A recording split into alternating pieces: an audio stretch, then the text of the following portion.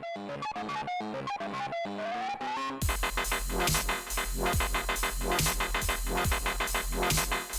everybody. Welcome back to WWTF. One of the facts, the game show. Mike C. And I'm Fred White. Hey, today we're talking to you about Prince Horror Stories. Yes, I tricked you. All right, Fred. What horror story? What's going on now? This is part 2 of the Darcars situation. Now, I already told y'all how I had to jack this dude up for $1.50 because he tried to play me. It was $1 and something that I loaned him, and he tried to play me. But I was going into another story as I was telling that one. I was like, well, let me make this a part 2. And this is about working at Darcars Lincoln Mercury in Temple Hills, Maryland. That's what it was called at this time. I think it's called Darcars Lincoln Mercury Kia or something with Kia. Mm-hmm. And at the time where I was working, they were selling like Navigators, Lincoln Mercuries, MKX, MKZs, and they were selling. Oh, yeah, I know something like that. They were selling Kias, and they were selling used cars. Mm-hmm. All right. So when you sell used cars, you get more money than when you sell new cars. And I'm gonna tell you why in a minute. So basically, when you work at Darcars, Lincoln Mercury, they send you out to class, which you have to pay them back $200 to learn how to sell cars, which they don't really teach you anything, right? Like the class that I went into, there was a guy that was always interrupting. He was talking about, well, do y'all have positions in the art department and all this other stuff? And I got so pissed off that I stepped to him while we was in class. I was like, look, dude, I don't know how to sell cars, and you keep interrupting the class. I wish you would shut the hell up. So the instructor was like, go ahead, calm down, sir. And then he didn't say anything too much after that. It was some white dude. I forget what his name was. But I was real pissed because he kept interrupting the class, and he was talking about things that didn't have anything to do with selling cars. So with the $200 that you have to pay back, you get into Darcars Lincoln Mercury. Now, when you're selling cars, you have to sell over a certain amount of cars to keep your commission. You get paid every 2 weeks a draw check. Now, your draw check could be like $200 and some odd dollars. That's before taxes. So you're getting $200 and some odd dollars every 2 weeks.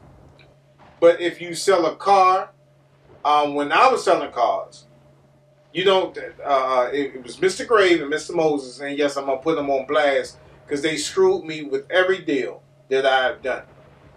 I'm selling a $60,000, $70,000 fully loaded Lincoln Navigator. You know how much my commission was on that? How much? $50. No. What they get? They got a lot more than $50 because they always get They always get money when they sell the cars because they like they're the guys that if you can't make the deal, they come in and they try to make the deal for you. So I guess they're the bosses of whatever. I haven't sold cars in so long. I forgot the actual name and position that they held, and it was despicable, man. And I never sold the amount of cars that I need to sell to keep my commission. Because at that time, people weren't buying, Lincolns and Navigators. I'm talking about the big police-style body Lincoln and Navigators. Because the cars were so expensive. Right. You can go across the street and get a Mazda for like $29 versus getting an MKZ or MKX for like $40,000 or $50,000. You know what I'm saying? So their cars was always expensive, the Mercuries. The only cheap car that they had there was a Kia, and it was a 4-speed. They were selling it for like $5,000. You know what I'm saying? And this is a lesson for anybody going to buy a car, right? When you hear the dealer says, how much do we have into this car? What they're talking about is that all the cars that's on the car lot, they have to pay a monthly bill in order to keep that car on the lot. So you figure, let's just say hypothetically, they're selling the car for $1, right? $1, get you out the door, MSRP, $1. Okay, the car has been on the lot for 24 months. Each month they have to pay a penny. to the manufacturer. So 24 out of $1, that leaves you 76 cents, right? Mm-hmm. So if you sell the car anything over the dollar amount, you're going to keep that 24 cents. Now the pit bosses or whatever they call, they're going to keep that, or that's supposed to be part of your commission. They keep that. If they buy anything over that, then that's what you get. That's your commission. Mm-hmm. And you don't really make a lot selling new cars. Well, with Lincolns and Lincoln Mercuries at that time, I don't know now, but I never made one commission check at all. Now selling used cars, you have a lot more into it. You know what I'm saying? Like, what do you have into the car? Well, you bought the car for $2,000 from the auction, and you pay for inspection and maybe tires, and they do all the work at the dealership to get the car ready. So you're not out anything. You buy a car from the auction for $2,000, you sell it for $20,000. That's big profit all day long. Right. And the used car dealership, the person that sells the used car, make hellified commission. Mm-hmm. Not so much when I was selling new cars at Darcars Lincoln Mercury. Mm-hmm. You know what I'm saying? And it was a shame, man. It was like I'm trying to support a household on only $400 a month. Damn. And the craziest thing is that when I walked into there, because I go up there and I see my man Gamble that's in the used car part. Whenever I pass there, I'll stop past there just to speak to him. And there was this guy that I know that he was a manager at GameStop, and he had the first office as soon as you come into Darcars Lincoln Mercury that sat on the right. And I was like, oh, don't I know you from somewhere? I was like, oh, you work at GameStop. Oh, no, I don't work at GameStop no more. I came here, and yeah, I'm going to make a lot of money. It's like, okay, where are you now? Because I know you're still not at Darcars Lincoln Mercury. Mm. And if you go to Darcars Lincoln Mercury in Temple Hills, go there every 6 months and see if you see the same faces in there. Always say. Because they get you. They get greenhorns to come in there to sell these cars. They don't want to give you any commission on it. You have to sell over a certain amount of cars to get a commission check.